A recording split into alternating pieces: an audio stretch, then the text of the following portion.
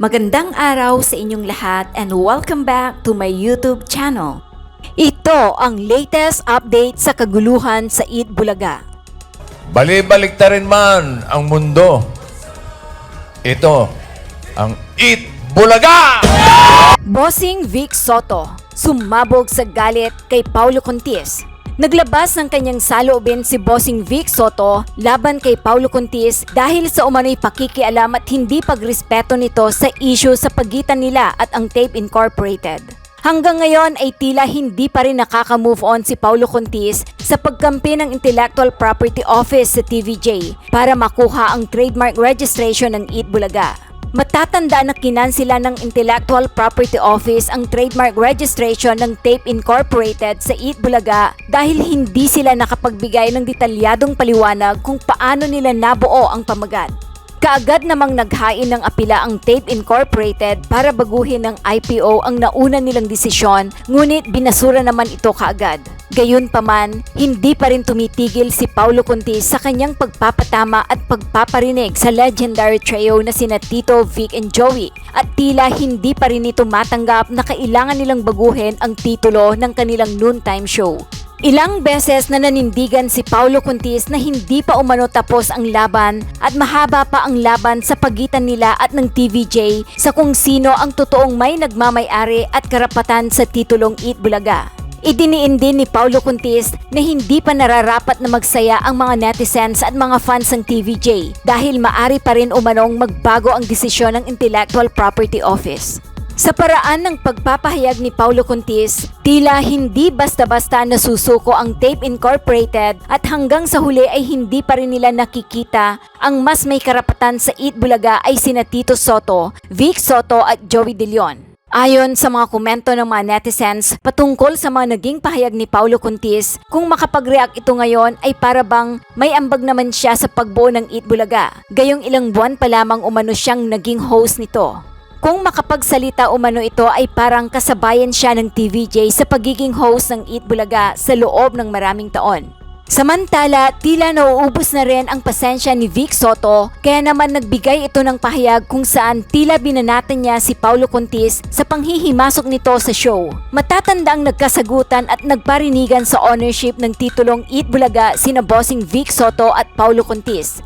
Bukod dito, tila pinatamaan at ininsulto pa umano ni Paulo Contis si Bossing Vic Soto sa isang bahagi ng kanilang noontime show at sinabing iba talaga pag kinakante ang mga ano. Pero napansin ko lang, medyo mahirap pala talaga yung naka long sleeves ka talaga ano.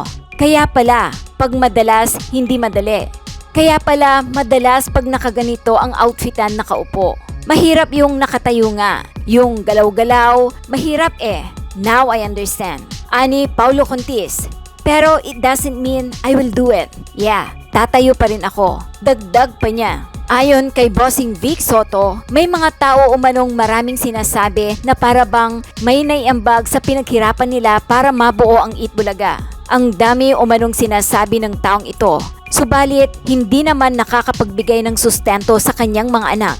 Dagdag pang pasaring ni Vic Soto kay Paulo Contis na dapat ay sustentuhan muna ni Paulo Contis ang kanyang mga anak bago sumatsat sa issue ng Eat Bulaga trademark.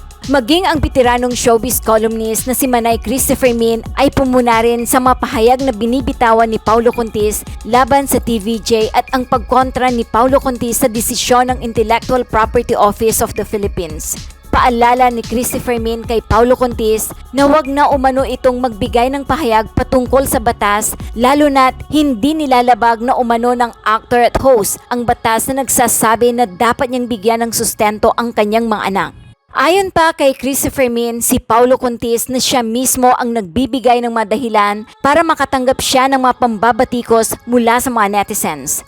Marami umano ang mga nagsasabi ngayon na bago makisali sa ibang issue ay dapat unahin muna ni Paulo Contis na ayusin ang sarili niyang issue hinggil sa pagsusustento sa kanyang mga anak.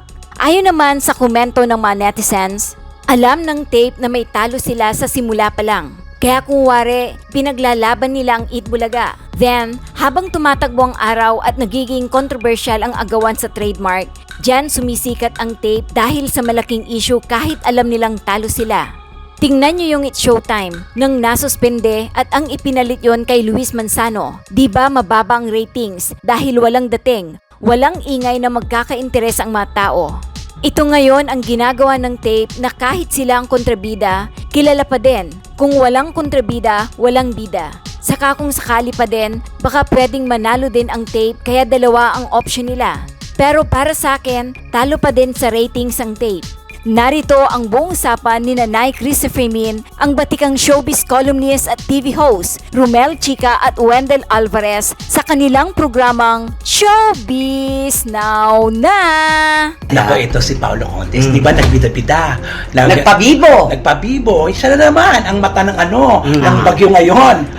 Siya daw ang spokesman. O yan, nag-spokes. Attorney Paulo Contis, Contis. na wala namang alam sa batas. True. Ayan. Attorney no case. Ay, correct. Ayan, dahil nagpabida, ayan, nagalit pala, pinagalitan pala. Yun ang kwento. Pinagalitan daw ito ng management. Oo. Tape Na Incorporated. hindi pala alam ng management daw ang mga pinagsasabi ni Paulo against sa EAT sa TV. Pero alam mo, may writer yan eh. O, diba? So, ibig sabihin, yung writer ng show, yung continuity writer, hindi rin alam ng Tape Incorporated, yung mga binuo nilang Iniisip ko, di ba napag-usapan na yan, lahat ng mga lumalabas Oo. na sasabihin, ng mga, di ba, lahat ng segment doon, dumadaan sa kanila. Oo. Tapos ngayon, ito, sasabihin Oo. nila, hindi. At Ano itong ba si yun? Paulo Contis, dahil ang tawag na lang sa kanya ngayon, Paulo Conti. Ayun.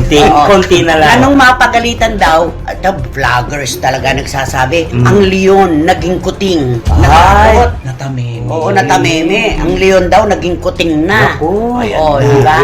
Parang sabihin yung Agila, naging Maya na lang. Oo, ibong maya. Ibong Maya na Ibong lang. pipit. Oo. Diba? Pero ang nakakaloka, di ba? Ano ba ito? Dahilan ba ito o umiiwas sa... Palagay ko may alam din dyan ang Oo. tao. Ikaw- Alam nga namang maglakas loob itong si Paulo Contis na magkuda laban sa Tito Vic and Joey. Correct. At saka hindi ba nilalagay yun sa teleprompter? Oo. Oo. Eh, si Paulo pa naman ang hilig sa teleprompter. True. Diba? Siya ang male version ni Carla Estrada. Ay, lahat ng sinasabi. Sa face to face. Ay, oo. Hindi naman may niya teleprompter. sarili yun eh. Nakatingin lang siya. Pagka umug-ug nga yun eh. Ala na. Maano na sila. Wala na, Bilisan mo. Ala na. Hahabulin na lang. Diba? So, ngayon tuloy, si Paulo nakakaawa. Binubuksan na naman ang mga kwento tungkol sa mga anak niya na hindi niya sinusustentohan. Ay, oo, yun na Ano naman. sinasabi? Nabubuklat na naman. Siyempre, sasabihin naman ng mga ano doon. Sinasabi na mga, talaga. Oo, ng mga baser doon na asikasuhin mo muna ang pagsustento sa anak mo, hindi yung puro ka dakdak ng dakdak dyan laban doon sa Tito Vic and Joey. Oo.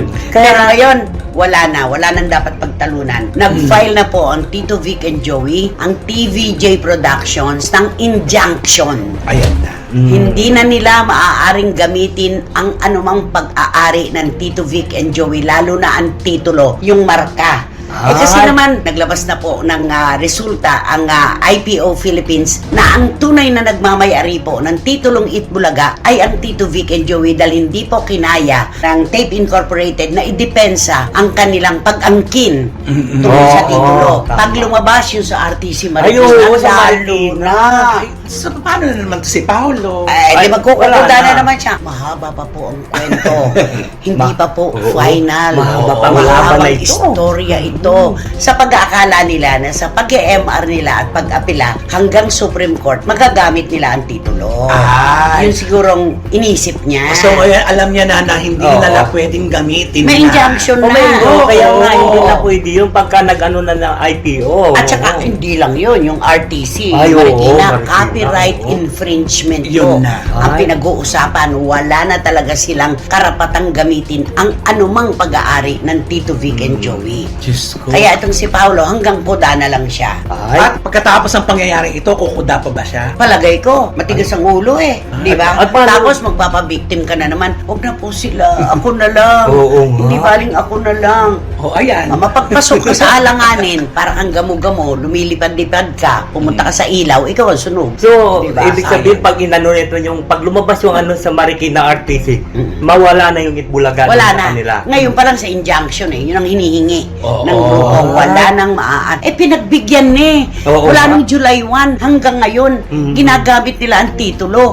Ano ba naman yun? Respeto lang naman ang hinihingi sa kanila na kung maaari, kung paano silang pinabayaan na gamitin yung titulo, respeto naman kayo. Wala hindi Tama, ibinigay. oo. Yun ang hinihintay ng lahat. Di ba? Ibalik nyo naman yung respeto habang umuusad ang kaso. Oo. Antay-antay kayo naman ng grupo. Kaso wala. Ginagamit pa rin nila yung Itbulaga. Oo nga. Ah, di ba? Maano pa rin sila sa Itbulaga, sumisigaw pa rin. Pero ito, Grabe. antayin na natin ito. Baka sa Monday, hindi natin alam. Oo. Ay, oo. Anumang oras, anumang araw. Anumang araw. Baka lumabas na yung copyright infringement. Oo, Tapos tama. yung injunction, mabilisan na ngayon Oo. Ang mga ganito. Oo, mabilis na ngayon yung court. Kantahan mo nga si Paolo Oo. Contis. Hindi, siguro hindi na siya pwede kumanta ng mula apari hanggang hulo.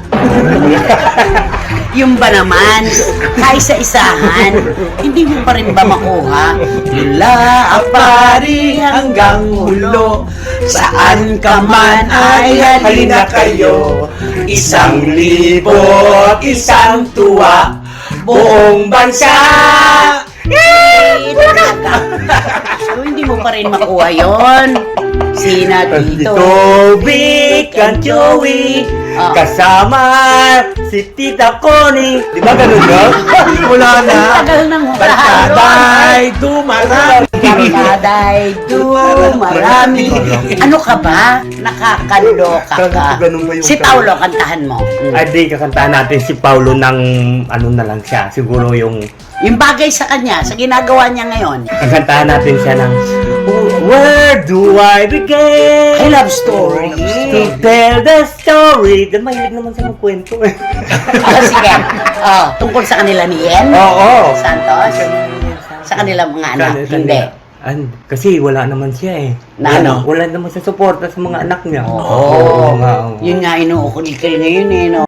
Mag-subscribe at i-click ang notification bell para sa mga susunod na video updates. Maraming salamat po.